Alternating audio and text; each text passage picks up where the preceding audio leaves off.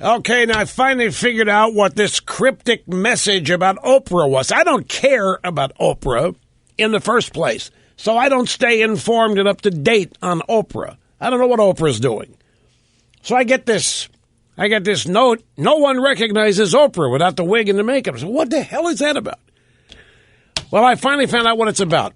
Grab audio soundbite 17. Apparently, last night on Entertainment Tonight, figures, Nancy O'Dell interviewed media mogul the Oprah. And during a discussion about whether the Oprah still experiences racism, what is she, the highest paid woman on TV in the world?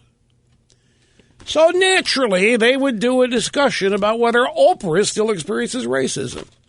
I mean, it makes total sense, doesn't it? She got her own TV network. She's got her own magazine. She's one of the wealthiest people in the world, probably the wealthiest media person in the world on the talent side of things. And billionaire, just won the Medal of Freedom Award from by the way, speaking of that, I think it's the Medal of Freedom, some presidential medal, and there's like 17 of them that were announced, and there's not one conservative individual on the list. Not one. Not one. Now, granted, they're chosen by the president or staff or whatever, but not one. I've got the list here. Some almost threw that away, too.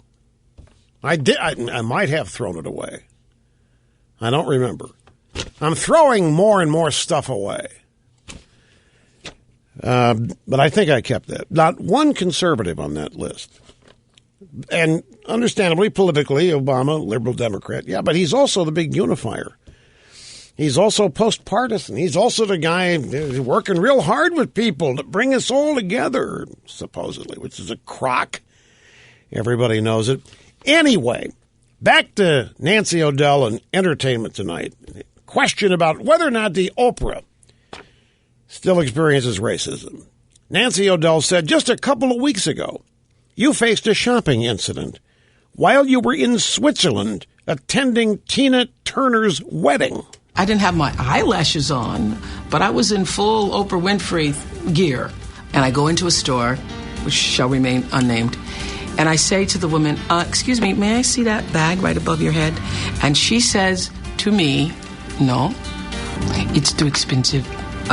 One more time I tried, I said, but I really do just really want to see that one.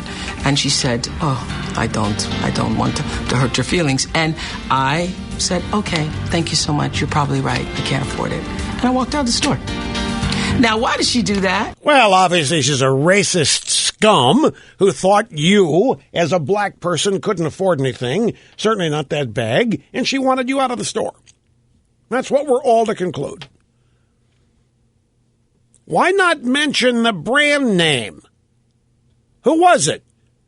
Gucci? Louis Vuitton, is that how you pronounce it? Vuitton? Well, who was it? Tell us who it was. By the way, this is not the first such incident with the Oprah. There was a time when the Oprah was in Paris, and she went into some highbrow, very upscale, elitist retail establishment. Except it was right at closing time. And they would not open the store. I think I've got this right. It's very close to this. And they would not open the store for her. So the Oprah went to the nearest camera and microphone and said that this store didn't want her in there for whatever reason, and they wouldn't open up for her. And because I think that there was a racial component implied there as well.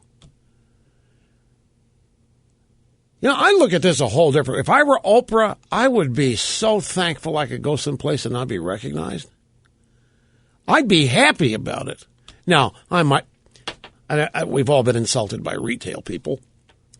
It happens. Now, I don't know if she's looking at a $400,000 purse either. We don't know how much the purse cost, do we? It was a $35,000 purse. That's why it's on the top shelf. So that it can't be easily. So it's a $35,000 purse. The way, I mean, if Oprah walks in there, guess she did not have on the wig or the makeup or whatever it is that makes her look like Oprah.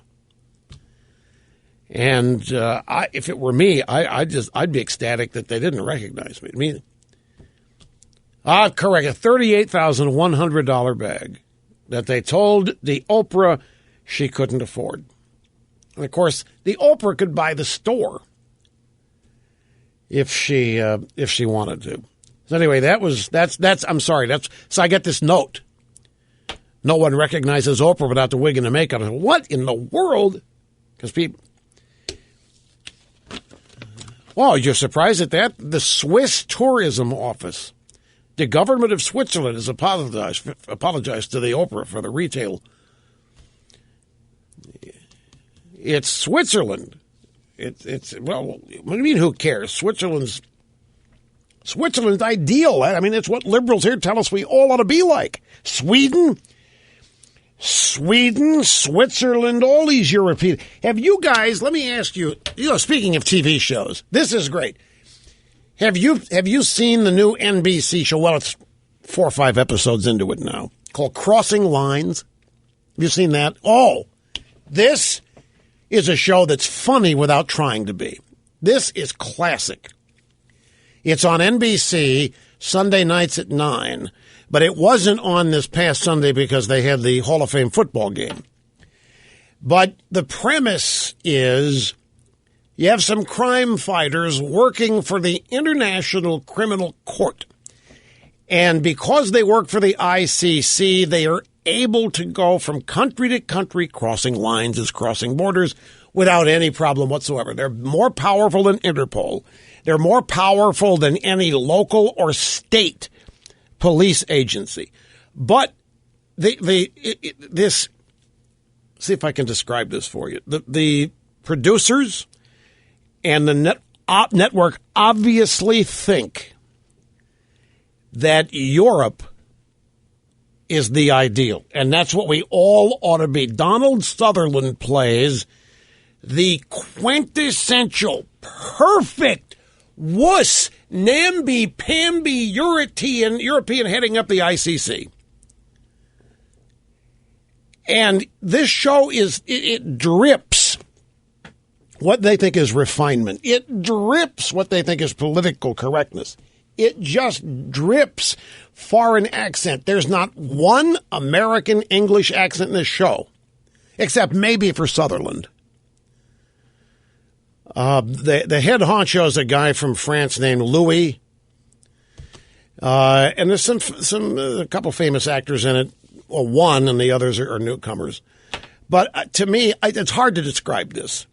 And maybe others wouldn't see it the way I do. I see this show as being put together by a bunch of people who think Europe is the cat's meow. That they're the smartest. They're the brainiest. They are the most cultured. It is just, if we could just be more like them. If we could just be more like these people. And of course, the International Criminal Court may as well be God. If the smartest people in the world work there and the most understanding and the most tolerant, we've always known that the modern incarnation of the left thinks we all ought to be like Europe. I mean, these people get around by train, and Obama and the Democrats think trains. I mean, that's a wet dream for these people. It's just, if you understand and if you're able to detect the mindset that puts this show together, it's hilarious. It's not a comedy. They're not intending to be laughed at. But it's the greatest entertainment. I cannot watch this show without busting out laughing and hitting pause and rewinding just to hear a couple of things.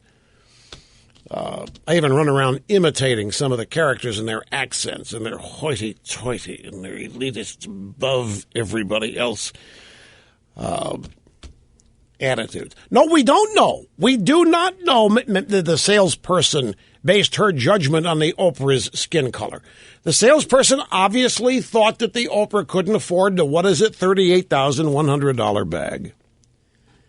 Maybe it's because the Oprah's fat.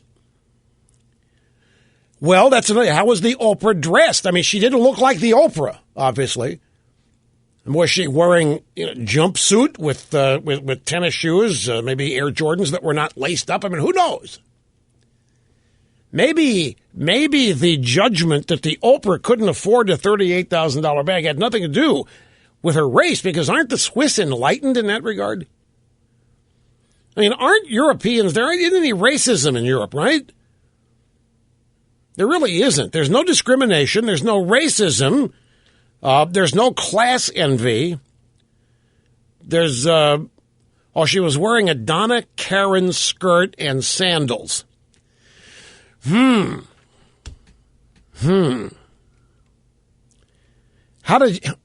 would the sales clerk know it was a Donna Karan skirt?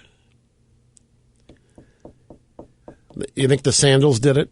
Switzerland, August, sandals.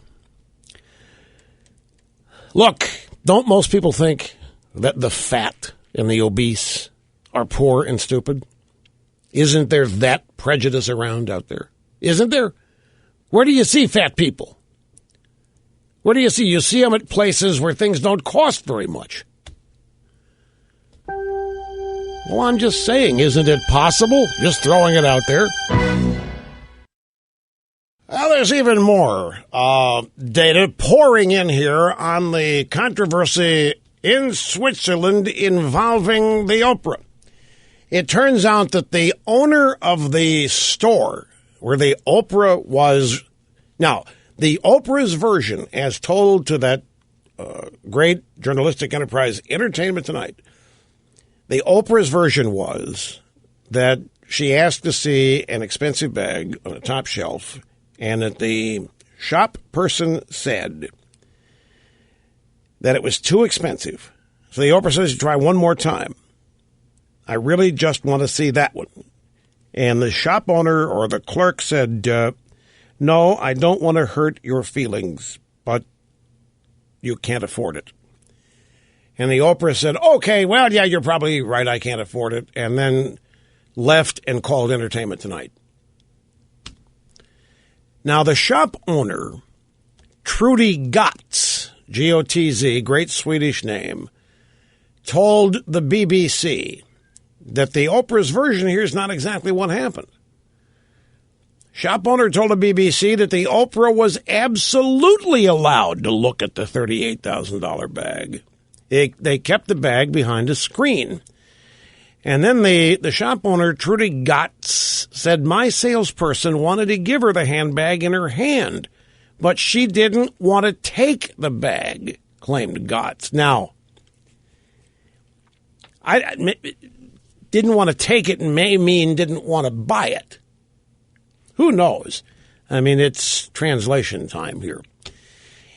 So the shop owner further stated that the assistant, the clerk that had dealt with the Oprah, had worked in that store for a few years and takes care of the most spoiled customers from all over the world. She knows how to deal with them. She really said this, folks. She really said that we've got an expert dealing with the spoiled in there. She's really correct. She knows how to deal with them. And I don't know, the BBC may be racist because they're presenting a version here that doesn't dovetail with the Oprah's version. BBC said Mrs. Gotz said her assistant spoke both Italian and English. Her English not quite as good. She tried to show the Oprah the same style in other qualities because maybe she didn't understand what she wanted. So there's a lot of backtracking here and CYA going on. These people, these are Europeans. They're not accused of racism. There isn't any racism in Europe, and there's no class envy. There isn't any class warfare. There isn't any global warming. What else is there? There isn't any poverty. I mean, it's utopia over there. That's why everybody's so shocked. I mean, you would expect something like this to happen, say, in Alabama, but not Switzerland. I'm not insulting Alabama. I'm voicing the arrogance of the left.